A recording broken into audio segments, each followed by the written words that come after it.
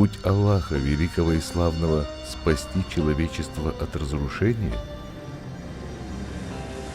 Во времена пророка Нуха, мир ему, люди бесчинствовали, следуя путям шайтана, вместо поклонения Аллаху, и сердца их были злы.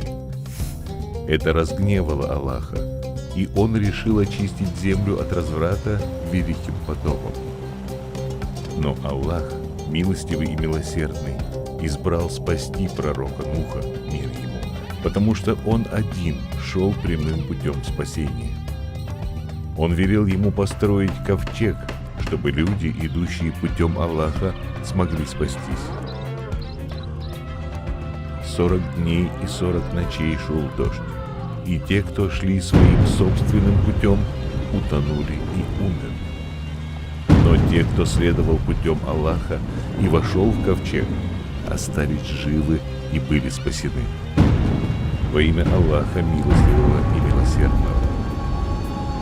Они сочли его лжецом, а мы спасли его и тех, кто был с ним в ковчеге, и потопили тех, кто счел ложью наши знамения. Воистину, они были слепыми людьми. Сура Преграды 7:64.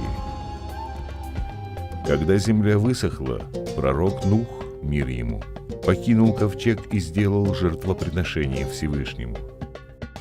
Аллах принял жертву и благодарность Нуха. Ковчег был путем Аллаха, путем спасения. По его милости всемогущий Аллах пообещал, что больше никогда не разрушит землю потопом. Во имя Аллаха милостивого и милосердного. Никогда впредь не стану я проклинать землю из-за человека, хотя всякое помышление его сердца порочно с детства, и никогда впредь не уничтожу всех живых существ, как в этот раз. Таурат, начало, 8:21.